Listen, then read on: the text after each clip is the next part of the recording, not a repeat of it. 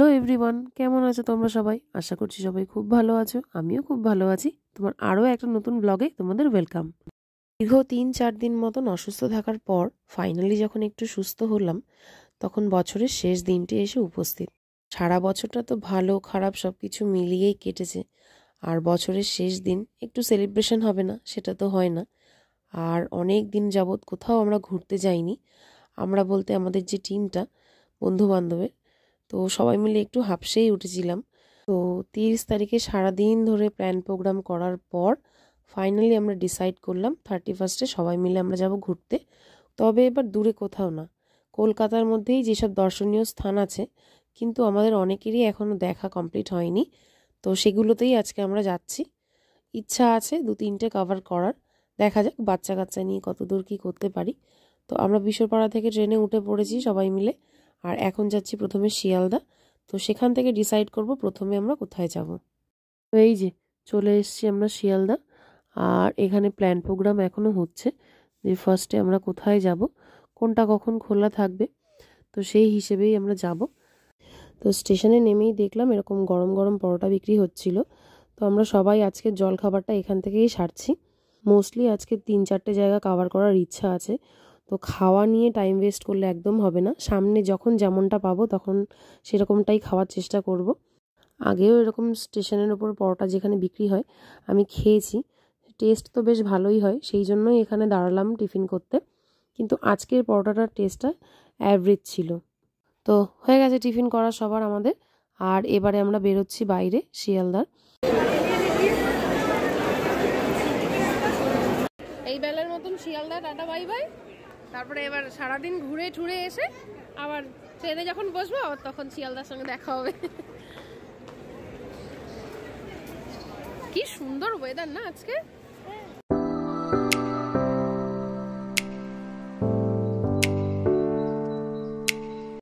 তো শিয়ালদা স্টেশন থেকে বেরিয়ে বাসে উঠে পড়েছি, আর এবারে আমাদের প্রথম ডেস্টিনেশন হচ্ছে ইন্ডিয়ান মিউজিয়াম, ভারতীয় জাদুঘর। প্রথমে আগে সেখানে যাব, তারপর সেখান থেকে কোথায় কিভাবে সারাদিন যাই সবটা তোমাদের সঙ্গে শেয়ার করব। তো এই যে বাসে উঠে পড়েছি আমরা।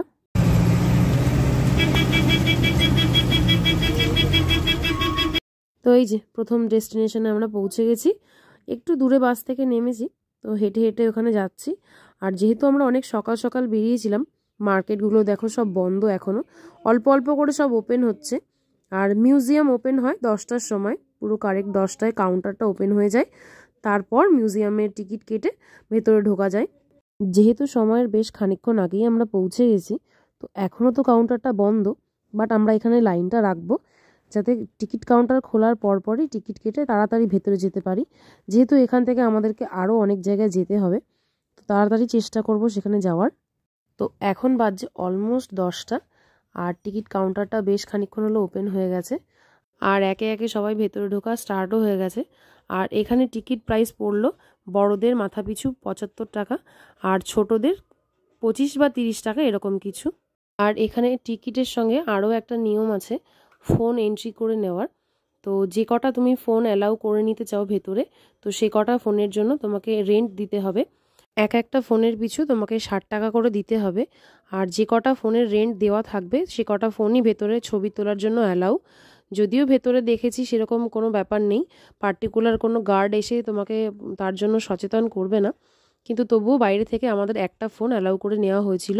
তবে পার্টিকুলার যেখানে মমি রাখা আছে সেখানে ফোনটা অ্যালাউ করবে না, তো সেখানে রেন্ট দেওয়া থাকলেও সেখানে ফোনটা অ্যালাউ করবে না। তো এই যে আমরা মিউজিয়ামের ভেতরে চলে এসেছি।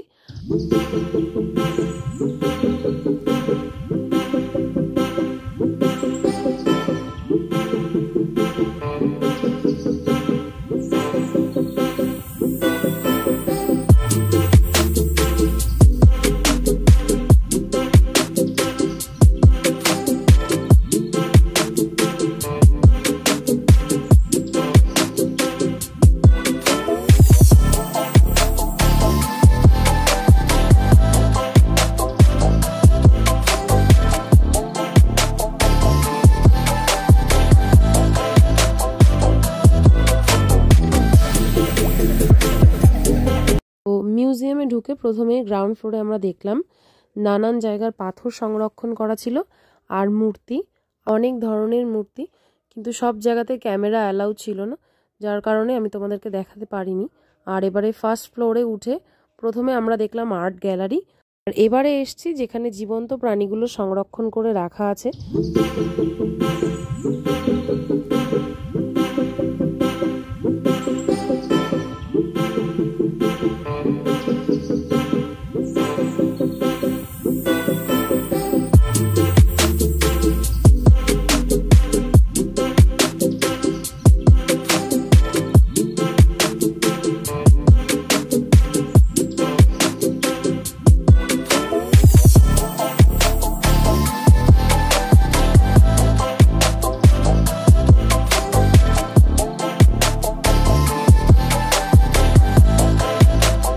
তো প্রাণী সংরক্ষণ করার সেকশনটা তো আমরা দেখলাম। আর এবারে এসছি আমাদের শহর থেকে গ্রাম, দৈনন্দিন জীবনে যেসব জিনিসপত্র খুব বেশি প্রয়োজন সেই জিনিসগুলো মিউজিয়ামে রাখা আছে, সেইগুলো এই সেকশনটাতে এবার এলাম।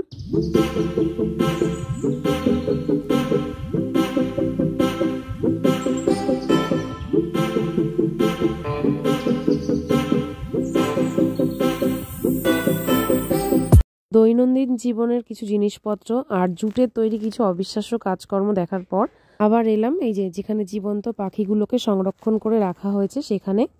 আর এবারে আমরা যেখানে এসছি সেখানে রাখা আছে রাজাদের আমলে যেসব জিনিসপত্র ব্যবহার হতো সেগুলোকেই এখানে সংরক্ষণ করে রাখা আছে।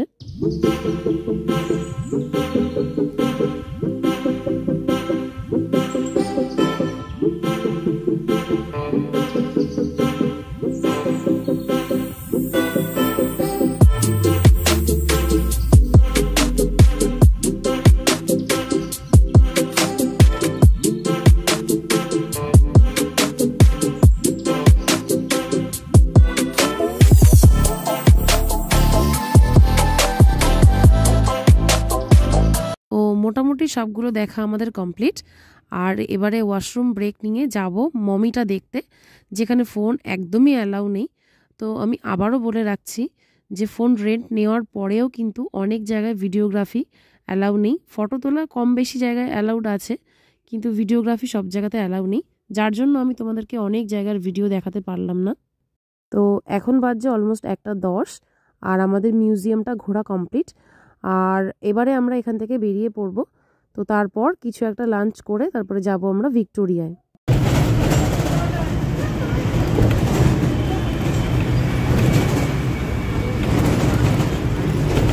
তো আমরা উঠে পড়েছি বাসে আর এবারে যাচ্ছি ভিক্টোরিয়া অডিটোরিয়ামের উদ্দেশ্যে। আর ভিক্টোরিয়ার পর বিড়লা প্ল্যানেটোরিয়ামটাও আমাদের কভার করার ইচ্ছা আছে। তো তাড়াহুড়ো করে ওখান থেকে বেরিয়ে গেছি, লাঞ্চ আর করা হয়নি। তো যাই আগে ভিক্টোরিয়ার সামনে, তারপর টিকিট কেটে কিছু একটা লাঞ্চ করব। তো অলমোস্ট পৌঁছে গেছি আমরা। আর যেহেতু বিড়লা প্ল্যানেটোরিয়াম আর ভিক্টোরিয়াটা একদম রাস্তার অপোজিটেই, আর বিড়লা প্ল্যানেটোরিয়ামে যে একটা শো দেখার ব্যাপার আছে, তো আমরা একটু আগে কনফিউজ হয়ে গেছিলাম যে আগে বিড়লার টিকিটটা কেটে তারপরে কি ভিক্টোরিয়ায় এসে ঢুকবো কিনা, কিন্তু তারপরে ভাবলাম না, আগে ভিক্টোরিয়ায় যাই, এখানে কতক্ষণ সময় লাগে আর শোয়ের তো একটা টাইমের ব্যাপার আছে। তো সেই জন্য আমরা আগে ভিক্টোরিয়ায় চলে এলাম। আর ভিক্টোরিয়া অডিটোরিয়ামে ঢোকার বাদিকেই একদম একটা কাউন্টার আছে, তো সেখানেই আমাদের টিম মেম্বাররা টিকিট কাটতে গেছে 2 জন, আর আমরা বাদ বাকি সবাই এখানে লাইনে দাঁড়িয়ে আছি। তো এখান থেকে টিকিটটা কাটা হলে তারপরে ভেতরে যাব। আমরা একবার লাইনে দাঁড়িয়ে আবার এসে বসে আছি, আমাদের খাওয়া হয়নি, খাওয়া দাওয়া তারপরে আবার লাইন দেবো, লাইন অনেক তাড়াতাড়ি এগোচ্ছে, তারপরে আবার ঢুকবো ভিক্টোরিয়ায়। এই যে লাইন অনেক সুন্দর এগোচ্ছে। হ্যাঁ খানিকক্ষণ ওয়েট করার পর আজকে আমাদের সবার লাঞ্চ হচ্ছে এইটাই। আর এখানে আর কোনো ভালো অপশান ছিল না ভিক্টোরিয়ার সামনে, তো এইটাই আমরা লাঞ্চ করলাম। আর আমরা সবাই লাইনে দাঁড়িয়ে পড়েছি। তো এবার ভেতরে ঢুকছি একে একে। তো ভেতরে ঢুকে পড়েছি। আর ভিক্টোরিয়ার তো মেন অ্যাট্রাকশন ঢোকার সময় এইটাই, পাথরের ওপর দিয়ে হাঁটা একটা অন্যরকম ফিলিংস। কলকাতার এত কাছাকাছি থাকার পরেও ভিক্টোরিয়া দর্শন কিন্তু এই প্রথমবার আমার জন্য। কলকাতার 2-3টে জায়গা একদিনে কভার করব, সেই একটা তাড়াহুড়ো মাথার মধ্যে ছিল। তো মিউজিয়াম থেকে বেরোনোর সময় একটা মিস্টেক আমাদের হয়ে গেছে। মিউজিয়ামে একটা সুন্দর খাবার ক্যান্টিন ছিল, তো সেখানেই আমাদের লাঞ্চ করে আসা উচিত ছিল। কারণ আমরা বুঝতে পারিনি যে এত অল্প অপশান হবে ভিক্টোরিয়ার সামনে। তো ভালো খাবারের দোকান খুঁজতে গেলে অনেকটা সময় নষ্ট হয়ে যেত, সেটা হয়তো দূরে কোথাও ছিল। তো আমরা সময় নষ্ট করিনি, হাতের সামনে যা অপশান ছিল সেটাই খেয়ে নিয়েছি। তো লাইন দিয়ে ভেতরে আসার পর আমরা বেশ খানিকক্ষণ মাঠটাতে অপেক্ষা করছিলাম। বাচ্চারা একটু খেলাধুলো করছিল, একটু আনন্দ করছিল আর কি। এরকম ফাঁকা জায়গা আর ছুটির সময় পেলে বাচ্চারা যতটা আনন্দ করে। তো এরপর এখন আমরা একটু বেলা পড়েছে, এখন লাইন দিয়ে ভেতরে ঢুকছি। আজকে সকালবেলা যেরকমটা ওয়েদার ছিল, সারাদিন কিন্তু পুরো তার উল্টো, বেশ গরমই লাগছিল। তো এই যে এই অডিটোরিয়ামের সামনেও বেশ খানিকটা লাইন পড়ে গেছে। তবে একটা যে খারাপ জিনিস দেখলাম, বাইরেটা যতটা সিকিউরিটি ছিল, যতটা ভালোভাবে চেকিং করে ঢোকাচ্ছিল, কিন্তু অডিটোরিয়ামের ভেতরে কিন্তু অত ভালোভাবে ঢোকায়নি চেকিং করে। এই যে চলে এসছি আমরা ভেতরে। ভিক্টোরিয়া ঢুকতে টিকিট প্রাইস পড়েছে মাথাপিছু 30 টাকা করে। আর যদি কেউ অডিটোরিয়ামে না ঢুকতে চায়, শুধুমাত্র ভিক্টোরিয়ার সামনের মাঠটাতে আসতে চায়, তো তার জন্য মাথাপিছু 20 টাকা করে টিকিট কাটলেই হয়ে যাবে। তো অডিটোরিয়ামের মধ্যে ঢোকার পর এই যে তখনকার দিনের যে ইতিহাস, তার কার্যকলাপ এই রকম বড় বড় ছবির মধ্যে আমরা দেখতে পাচ্ছি।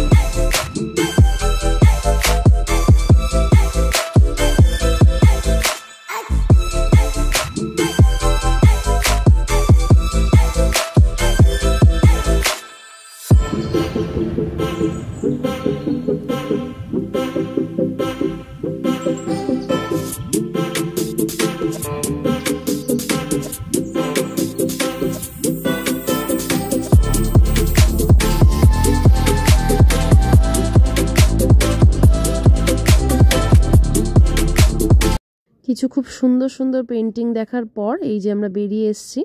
আর খুব বেশি ভিড় থাকায় আমরা উপরতলাতেও যেতে পারিনি। আর এবারে যাব বিড়লা প্ল্যানেটোরিয়ামের উদ্দেশ্যে। তো তার আগে একটা চায়ের ব্রেক খুব দরকার। তো চা তো আর খাওয়া হলো না, কারণ সামনেই দেখলাম ঝালমুড়ির দোকান, পাপড়ি চাটের দোকান। তো সবাই আর একটুখানি টেস্ট করার লোভটা সামলাতে পারলাম না। তো এই যে সবাই মিলে আমরা নিয়ে নিয়েছি ঝালমুড়ি আর পাপড়ি চাট। তো লাঞ্চ বলতে তো আজকে সেই চাউমিন একটু একটু, তো ভালোই হলো, একটা মাঝখানে ব্রেক হয়ে গেল ঝালমুড়ির। তো ঝালমুড়ি পাপড়ি চাট খাওয়ার পর এবারে আমরা এই যে চললাম বিড়লা প্ল্যানেটোরিয়াম। এই যে রাস্তার এপার থেকেই দেখা যাচ্ছে বিড়লা প্ল্যানেটোরিয়াম, শুধু রাস্তাটা পার করলেই হয়ে যাবে। তো তারপর গিয়ে আবার ওখানকার শো টাইম অনুযায়ী টিকিট কাটবো আমরা। তো এই যে অনেকক্ষণ ধরে লাইনে দাঁড়িয়ে আছি আমরা। আর ফরচুনেটলি আমরা বাংলা ভাষার টাইমটার সঙ্গে ম্যাচ করতে পেরেছি। তো এখানে আলাদা আলাদা টাইমে আলাদা ভাষায় শোটা হয়। তো লাইনে দাঁড়িয়ে বোর হতে হতে আর সবাই মিলে আমরা একটু আইসক্রিম খেয়ে নিচ্ছি। তো এখানকার মাথা পিছু টিকিট প্রাইস হলো 120 টাকা। তো 5 বছরের ঊর্ধ্বেই বাচ্চাদের এই টিকিটটা কাটতে হয়। তো এখানে হচ্ছে আমরা কাউন্টারের জন্য লাইনে দাঁড়িয়েছি। এখানে টিকিটটা কাটা হয়ে গেলে আবার পাশে গিয়ে লাইন দিতে হবে ভেতরে ঢোকার জন্য। এই যে সেই লাইনটা এই পাশে অনেক দূর চলে এসছে। তো বেশ অনেকক্ষণ হলো আমরা ওয়েট করে আছি এই শো টাইমটার জন্য। বাচ্চারাও প্রায় অধৈর্য হয়ে পড়ছে। আর এই যে দেখো রাস্তায় ক্রিসমাস আর নিউ ইয়ারের লাইট সব জ্বালানো শুরুও হয়ে গেছে। আর আমাদের এদিকে ভেতরে লোক ঢোকানোও শুরু হয়ে গেছে। তো এক্ষুনি শোটা স্টার্ট হবে। আর এবারে আমরা একে একে ভেতরে যাই। তো শো দেখে বেরিয়ে পড়েছি আমরা। ভেতরে যেহেতু ক্যামেরা একেবারেই অ্যালাউড ছিল না, তো আমি ফোনটা ওই জন্য অন করিনি। আর খুব ভালো লাগলো শোটা দেখতে। শোটা ছিল আমাদের সৌরজগৎ সম্বন্ধীয়। তো আমি ডেফিনেটলি সবাইকে রেফার করব একবার অন্তত এখানে এসে শোটা দেখতে। আর এই যে আমরা সবাই মিলে বেরিয়ে পড়েছি এবার। সত্যি সারাটা দিন সবাই মিলে খুব এনজয় করেছি। আর বছরের শেষ দিন এত সুন্দরভাবে কাটালাম, বছরের শুরুটাও নিশ্চয়ই খুব ভালোভাবেই হবে। তো শিয়ালদা তো পৌঁছে গেছি, আর বাড়িতে গিয়ে এখনও 31st প্ল্যান প্রোগ্রাম আমাদের বাকি আছে। তো সেসব আমি শেয়ার করব আমার নেক্সট ব্লগে। তো চলো 31st ঘোরাঘুরির এই ব্লগটা আমি এই পর্যন্তই রাখলাম। আশা করছি এই ব্লগটা দেখতে তোমাদের ভালো লেগেছে। যদি এই ব্লগটার মধ্যে কিছু ভালো লেগে থাকে তাহলে প্লিজ লাইক করে দিও, কমেন্ট করে দিও, আর সাবস্ক্রাইব করতে ভুলো না আমার চ্যানেলটাকে। বাই।